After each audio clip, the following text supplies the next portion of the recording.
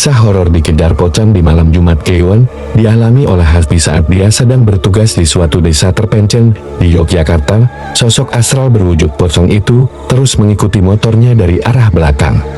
Seseram apa sih kisah horor Hasbi saat dia mengalami gangguan mistis tepat di malam Jumat Kliwon? Simak kisahnya hanya di About Mail. Kejadiannya sudah terjadi beberapa tahun lalu. Kisah cerita hantu dikejar pocong malam Jumat Kliwon pernah dialami oleh sebut saja namanya Hasbi, ketika saat itu, dia sedang bertugas di desa terpencil di daerah Semanu, Gunung Kidul, Yogyakarta. Waktu itu, ia mendapatkan tugas di daerah tersebut selama beberapa hari. Pengalaman dikejar pocong ini merupakan peristiwa yang sangat menyeramkan bagi dia.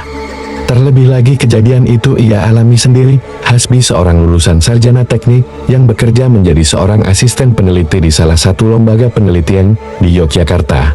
Dia sangat menikmati pekerjaannya itu. Dia sering ditugaskan ke berbagai daerah pelosok di seluruh Nusantara. Dan ini sudah menjadi kebiasaannya. Tapi, beberapa kali kejadian-kejadian mistis dia alami. Dia sempat melihat penampakan pocong, genderuwo, kuntilanak, dan juga hal-hal mistis lainnya pada saat dia berada di tempat-tempat yang disebut angker.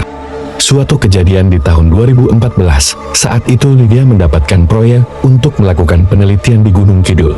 Karena kekurangan personil mau tidak mau, dia akhirnya pergi sendiri dan melakukan survei ke daerah paling sulit dijangkau. Dia mendapatkan tugas selama 3 hari pengumpulan data dan harus selesai tepat waktu. Hari Selasa selepas sholat subuh, dia berangkat menuju ke salah satu desa di daerah Semanu, Gunung Kidul. Saya mencoba untuk bisa melewati area perbukitan Wonosari, hingga sampailah di balai desa yang saya tuju. Saya sendiri sempat dibikin kaget. Gak percaya kalau ternyata masih ada desa di Provinsi Yogyakarta yang sangat terpencil. Meskipun akses jalan tergolong sudah baik, namun keadaan jalan yang curam dan juga berkelok-kelok serta dikelilingi perbukitan rimbun, bahkan dengan daerah yang tanpa pohon-pohon besar, mungkin menjadi salah satu kendala majunya pertumbuhan ekonomi dan pembangunan di daerah tersebut. Awalnya saya sama sekali gak kepikiran bakal mengalami kejadian aneh. Setelah mendapatkan perizinan pada pemerintah setempat, saya langsung bergegas mencari rumah warga yang akan menjadi responden. Saya memasuki dusun-dusun kecil dengan rumah-rumah warga yang jaraknya cukup berjauhan. Ini juga menjadi kendala bagi saya dalam menemukan rumah responden. Terlebih lagi ketika itu warga setempat sedang memasuki masa panen. Kebanyakan mereka berada di ladang untuk memanen singkong. Jadi gak heran kalau rumah-rumah yang saya datangi lebih banyak yang kosong. Di seharian saya berkelana mondar-mandir dari satu dusun ke dusun lain, dan rupanya hanya membuahkan hasil satu responden saja. Singkat cerita, di hari terakhir, hari Kamis tepatnya, sekitar jam 6 sore, rupanya tugas saya masih kurang satu responden lagi, yaitu artinya mau gak mau saya harus menunggu satu responden lagi, yang saat itu memang belum pulang dari ladang, selesai sholat maghrib di masjid pinggir jalan. Saya bergegas kembali ke rumah, sebut saja namanya Pak Karso, yang menjadi responden terakhir dengan harapan beliau sudah pulang dari ladang. Suasana cukup gelap dan juga mencekam di kampung itu. Memang sangat terasa selepas maghrib lewat. Lampu penerangan jalan tidak satupun mampu menerangi sudut-sudut gelap di balik pepohonan rimbun.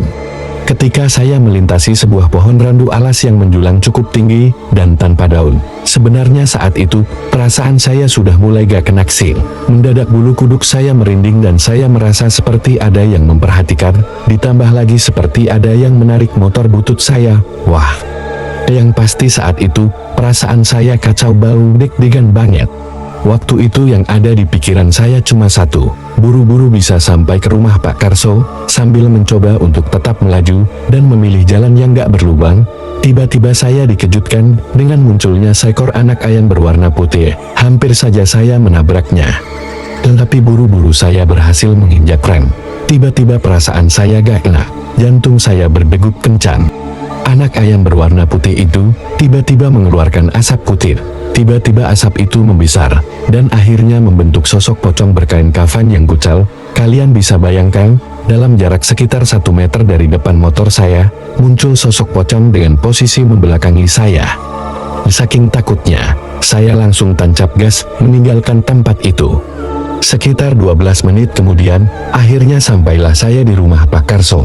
Pelan-pelan pintu rumahnya saya ketuk, sambil mengucapkan Assalamualaikum. Tidak lama kemudian, istri Pak Karso membuka pintu. Ada perasaan lega saat pintu rumah itu dibuka. Namun rupanya kata istrinya, Pak Karso selepas maghrib, sudah berangkat ke masjid untuk mengikuti pengajian yasinan rutin tiap malam Jumat Kliwon. Tiba-tiba saya terdiam, jantung saya berdetak kencang. Saya baru sadar, kalau hari itu ternyata malam Jumat. Apa mungkin cerita hantu penampakan pocong yang tadi sempat membuat saya hampir pingsan ada kaitannya dengan mitos malam Jumat Kliwon? Saya mencoba untuk mengusir rasa takut saya. Akhirnya saya meminta izin kepada istri Pak Karso untuk menunggu beliau pulang dari pengajian yang katanya bisa selesai jam 9 malam, ditemani secangkir kopi buatan Bu Karso. Beliau menanyakan pada saya, "Maaf, Mas, tadi lewat mana ya ke sini?" Kemudian saya jawab, "Tadi saya lewat sebelah makam Pak Utara." Waktu itu, saya masih berusaha untuk menutupi ketakutan saya dan kejadian horor yang saya alami. Bu Karso justru seperti menakut-nakuti saya, "Mas, hati-hati kalau lewat sana. Ini malam Jumat Kliwon. Biasa penduduk sini, tidak ada yang berani lewat sana." Rasa takut saya makin menjadi-jadi setelah mendengarkan cerita Bu Karso. Lalu saya bertanya kembali, "Loh, emang kenapa ya, Bu? Ada apa?" Ternyata dari penjelasan Bu Karso, jalur selatan itu ternyata terkenal akan keangkerannya. Terlebih lagi pohon randu alas yang sudah lama mati. Tapi penduduk setempat tidak ada yang berani menebang pohon itu. Katanya ada sosok penunggu berwujud pocong yang sangat jahil dan suka menambahkan dirinya. Singkat cerita, sekitar jam setengah 9, akhirnya Pak Karso muncul pulang dari masjid. Tanpa buang-buang waktu, saya langsung mencari informasi serta beberapa pertanyaan terkait penelitian saya, dan saya akhiri dengan berpamitan jujur. Masih ada rasa takut sekaligus seram yang membayangi perasaan saya, namun apa boleh buat. Satu-satunya jalan yang saya tahu, ya jalan yang itu tadi. Pak Karso memang memberitahu jalur lain untuk saya bisa lewati, namun katanya keadaan medan yang lebih parah dan memutar memaksa saya mengurungkan niat untuk mencari jalur alternatif lain. Saya kembali ke komat kamit, membaca doa, mau gak mau. Saya kembali melewati pohon randu alas yang tadi ada penampakan pocong, tapi untungnya lega rasanya, tidak ada gangguan, atau tidak ada penampakan sama sekali. Namun rupanya rasa takut saya masih menyelimuti, seolah-olah di belakang saya seperti ada yang mengikuti, serta memperhatikan saya. Tapi anehnya, setiap kali saya tengok ke belakang, tidak ada apa-apa. Dia mudah-mudahan ini hanya perasaan saya saja. Sebentar lagi saya akan memasuki kawasan jalan sepi tanpa ada penerangan jalan, apalagi rumah penduduk. Berbekal tekad dan juga keterpaksaan, akhirnya saya mencoba untuk memberanikan diri untuk memasuki wilayah sepi dan gelap kulit itu. Nyaris hanya penerangan dari lampu motor saya yang membantu menerangi malam itu. Sesekali saya mencoba menengok ke belakang, karena jujur masih merasakan seperti ada yang mengikuti. Aneh, tapi sama sekali gak ada apa-apa. Saya mencoba untuk memperbaiki posisi spion motor untuk membantu saya bisa melihat keadaan belakang. Kejadian menyeramkan kembali saya alami lagi ketika saya melihat ke spion kiri motor. Ada bayangan putih terbang di belakang motor berupa pocong. Namun begitu saya toleh ke belakang, sosok tersebut menghilang entah kemana. Rasa takut serta penasaran tidak karuan memaksa saya menarik gas hingga mentok. Jalanan berliku serta naik turun tidak lagi saya hiraukan. Saya pun tidak lagi berani melihat ke arah spion. Meskipun merasa masih ada sosok yang mengikuti saya dari arah belakang. Apes banget ketika melewati jembatan penghubung di salah satu jalan menuju arah pulang. Tiba-tiba motor saya mogok.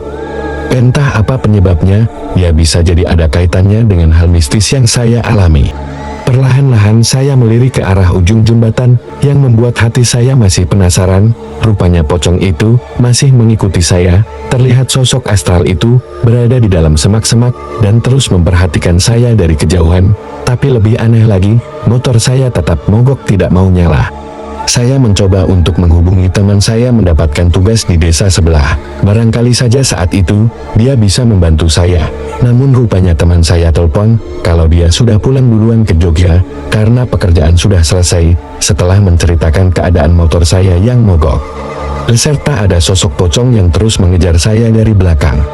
Dia lantas memberikan saran untuk menuntun motor saya agak jauh dari lokasi tempat motor saya mogok. Setelah menutup telepon, saya bergegas menuntun motor saya sambil menahan rasa takut berpindah ke tempat lain. Dan anehnya, tiba-tiba setelah 100 meter dari tempat motor saya mogok, saya coba starter dan hasilnya motor saya bisa kembali jalan. Akhirnya, saya buru-buru naik ke jok motor, dan saya menggas motor saya hingga sampai ke Jalan Wonosari, Jogja tanpa kendala.